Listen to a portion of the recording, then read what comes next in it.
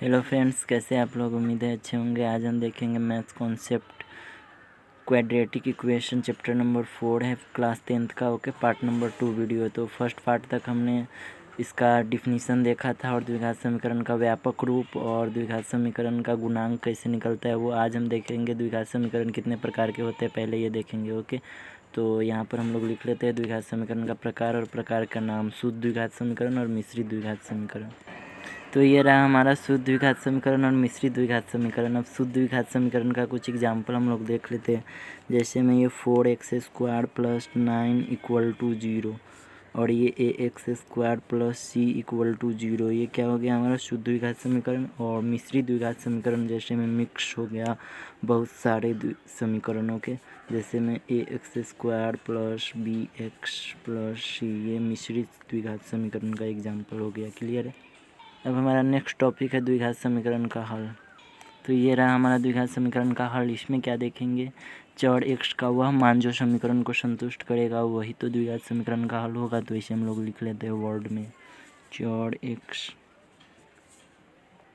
Okay, तो ये रहा हमारा डिफिनीसन। अब हम लोग इसका एग्जाम्पल देख लेते हैं। एग्जाम्पल में क्या हो जाएगा हमारा x² - 7x + 12 = 0। क्लियर है। यदि x बराबर 3 हो गया, हम x की जगह पर 3 लेते हैं और इसे हल करके देखते हैं इस इक्वेशन को। ओके, तो मैंने क्या किया, तो x की जगह पर मैं 3 ले लेता हूँ। तो ये क्या हो गया हमारा 3 का स्क्वायर - 7 × 3 + 12 = 0। तो यहाँ पर हम लोग क्या देख लेते हैं, 3 × 3 = 9 हो जाएगा हमारा, फिर -7 × 3 21, फिर +12 = 0। तो ये क्या हो जाएगा हमारा 12 और 9 हमारा 21 हो गया और ये भी -21 = 0। तो ये हमारा प्रूव हो गया 0 = 0। तो x बराबर 3 हमारा हो सकता है इसका हल। ओके, अब यदि x बराबर मैं 4 ले लेता हूँ यहाँ पर। क्लियर है। तो यदि मैं x = 4 लिया तो क्या हो जाएगा हमारा, इसमें क्या करेंगे हम x की जगह पर 4 डाल देंगे। तो 4 का स्क्वायर हो गया -7 × 4 + 12 = 0। क्लियर है। तो ये क्या हो जाएगा 4 चौका 16 -28 7 चौका 28 + 12 = 0। तो ये क्या हो गया हमारा 16 और 12 28 हो गया और ये भी -28 = 0। क्लियर है। तो ये भी 0, ये भी 0। क्लियर है। तो आई होप आप लोग को यहाँ तक समझ। अब नेक्स्ट हम लोग क्या देखेंगे, द्विघात समीकरण को हल करने की विधियाँ। तो फर्स्ट विधि, थर्ड विधि है, मैं वो आप लोग को बता देता हूँ। ओके, फर्स्ट है गुणनखंड विधि, फिर है पूर्ण वर्ग विधि, फिर है द्विघात सूत्र विधि। क्लियर है। तो यहाँ पर मैं लिख लेता हूँ पहले। तो ये रहा हमारा गुणनखंड विधि, पूर्ण वर्ग विधि, द्विघात सूत्र विधि। तो इसका इंग्लिश में क्या होगा गुणनखंड विधि का, फैक्टराइजेशन मेथड। ओके, तो मैं लिख लेता हूँ यहाँ पर।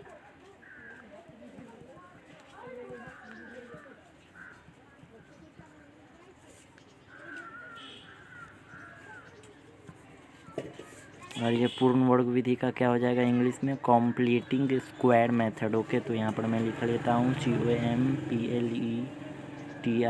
कॉम्प्लीमेंटिंग स्क्वायर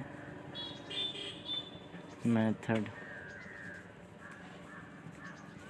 और ये द्विघात सूत्र विधि का क्या हो जाएगा, क्वाड्रेटिक फॉर्मूला मेथड। ओके,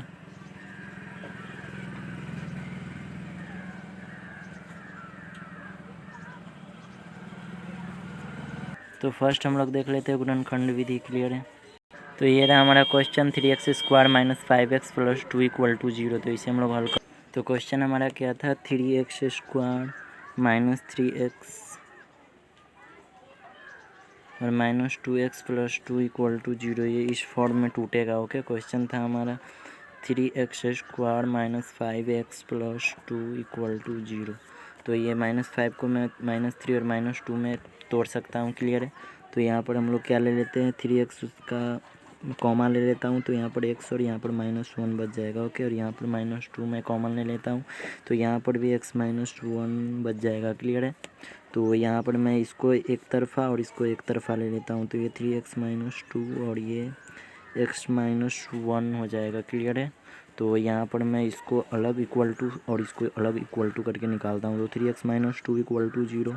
तो ये क्या हो जाएगा हमारा 3x = ये 2 हो जाएगा, फिर x = क्या हो जाएगा 2/3 हो जाएगा। क्लियर है।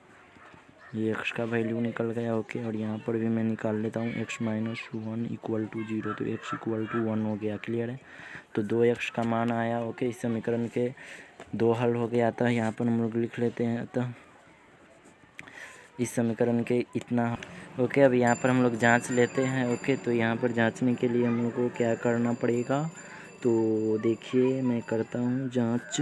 क्लियर है, तो यहाँ पर 3x² minus 5x plus 2 equal to 0, नहीं 3x² minus 5x plus 2 equal to 0 ये था हमारा। तो 3 इंटू एक्स की जगह पर मैं 1 ले लेता हूँ, 1 हल है तो 1 का square minus 5 into 1 plus 2 equal to 0। तो यहाँ पर देखिए ये तो 1 ही हो गया 3, और ये एक 4 और 5 6 हो रहा है, नहीं 1 मिनट। तो यहाँ पर क्या हो रहा है, ये तो 3 हो जाएगा और ये 3 to 5। ओके 5 तो क्लियर है, तो यहाँ पर 5 और ये माइनस 5 1 से गुना होगा तो 5 ही आएगा ना। तो ये 0, ये भी 0, ये भी 0। क्लियर है, तो ये तो हम लोग जांच कर लिया। अब वो 2/3 को जांच कर लेता हूँ, तो क्या हो जाएगा हमारा 3 इंटू 2/3 का whole square minus 5 into x की जगह पर 2/3 प्लस 2 इक्वल टू 0। क्लियर है, तो यहाँ पर क्या हो जाएगा हमारा, ये 2 दूनी के 4 और 3 तिहाई 9।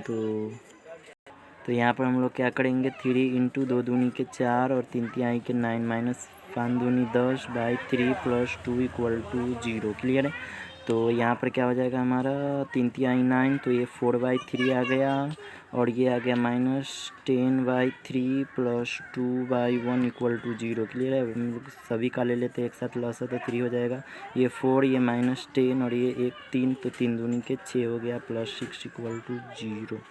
क्लियर है, 6 4 10 हो गया। क्लियर है, और ये भी माइनस 10 है बट्टा 3 इक्वल टू 0। तो ये 10 में से 10 गया तो 0/3 हो गया हमारा। ओके, तो 0 से किसी भी संख्या में भाग देते तो 0 ही हो जाता है हमारा। ओके, तो ये भी हमारा सिद्ध हो गया। क्लियर है, आई होप आप लोगों को यहाँ तक समझ में आ गया होगा। आप लोग स्टार्टिंग से इसे वीडियो को पॉज करके नोट कर। थैंक्स गाइज, मिलते हैं नेक्स्ट वीडियो में।